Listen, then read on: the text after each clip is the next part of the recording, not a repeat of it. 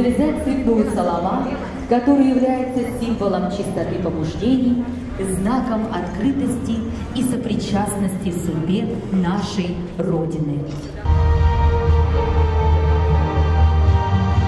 Это важное событие. Только тот народ, который помнит свою историю, чтит память предков, может преодолеть любые преграды, с уверенностью смотреть в будущее. Нам с вами есть что помнить и есть чем гордиться. Такие конструкции, которые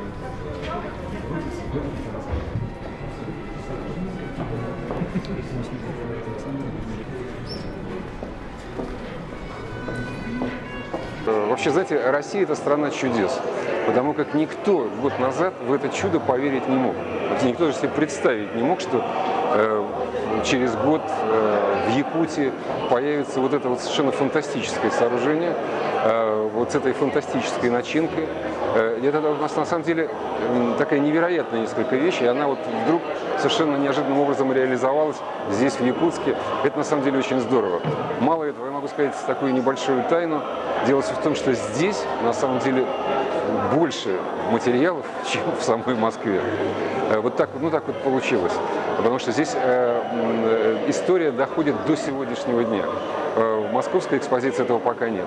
Главная, основная цель была сделать историю максимально объективной, безоценочной.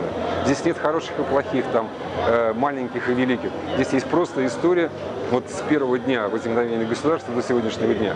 Факты и события. И мы позволяем, и в общем, делаем так, чтобы зритель сам принимал решение, что за этим стоит, какой вывод можно сделать. То есть здесь только фактология. Но дана она исключительно в таком вот интересном мультимедийном формате.